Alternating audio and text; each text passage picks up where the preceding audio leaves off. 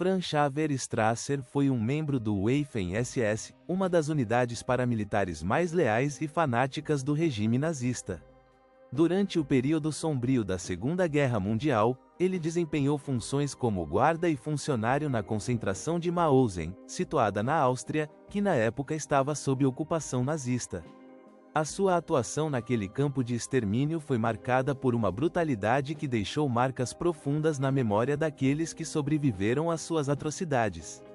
Após o fim do conflito, no mês de dezembro do ano de 1945, Strasser foi condenado à morte por enforcamento e executado na prisão de Landsburg, na Alemanha, pagando com a própria vida pelos crimes hediondos cometidos durante o seu serviço naquele campo de morte. Mauthausen, naquela época, era reconhecido como um dos campos de concentração mais cruéis e sanguinários do sistema nazista. Sob o comando de indivíduos como Strasser, milhares de prisioneiros eram submetidos a uma rotina de tortura, trabalho forçado, desnutrição, castigos físicos e execuções sistemáticas.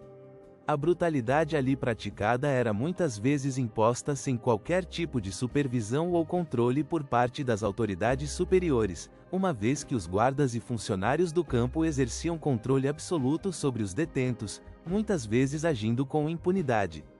Diversos sobreviventes deram testemunhos posteriormente, descrevendo Strasser como alguém violento e cruel, que não hesitava em usar a força física contra os presos.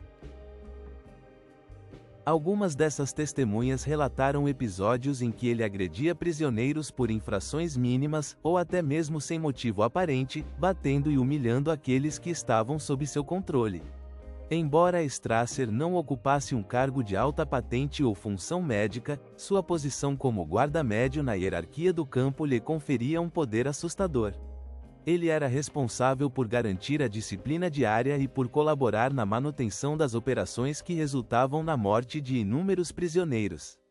Sua presença era constante durante as chamadas, que muitas vezes se prolongavam por horas sob condições climáticas extremas, expostos ao frio, ao calor ou à chuva. Além disso, ele esteve presente em momentos de seleção, quando os prisioneiros eram escolhidos para trabalhos forçados ou para o extermínio, bem como durante punições coletivas, que muitas vezes terminavam em mortes ou ferimentos graves.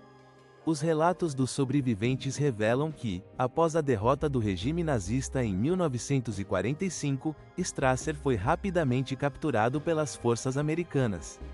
Ele foi reconhecido por alguns dos prisioneiros durante a libertação do campo e, imediatamente, entregue às autoridades dos Estados Unidos. Posteriormente, foi formalmente acusado de crimes de guerra e teve seu caso levado a julgamento no âmbito do processo do campo de Mauthausen, realizado na cidade de Dachau. Este julgamento, promovido pelo Tribunal Militar dos Estados Unidos, foi responsável por julgar mais de 60 indivíduos relacionados ao sistema de campos de concentração nazistas, incluindo guardas, administradores e outros responsáveis pelas atrocidades. Strasser foi um dos acusados no processo. Durante o julgamento, numerosos ex-internos compareceram como testemunhas e relataram detalhadamente as ações de brutalidade praticadas por Strasser.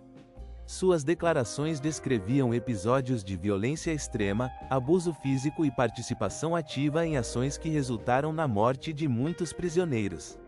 As evidências apresentadas confirmaram que Strasser integrava um sistema organizado de maus tratos e assassinatos sistemáticos, contribuindo para a manutenção da rotina de violência diária no campo.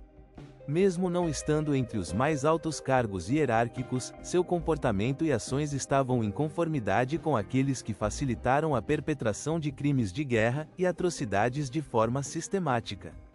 O tribunal concluiu que ele tinha plena responsabilidade por suas ações e por sua contribuição para o clima de terror estabelecido no campo. Diante das provas e testemunhos, o tribunal considerou que Strasser deveria ser responsabilizado por seus crimes e, assim, foi condenado à pena máxima prevista na legislação militar da época, a morte por enforcamento. Sua execução foi realizada no dia 10º de dezembro do ano de 1945, na prisão de Landsburg, na Alemanha, marcando o cumprimento de uma sentença que buscava fazer justiça após anos de impunidade para os responsáveis por atos tão abomináveis.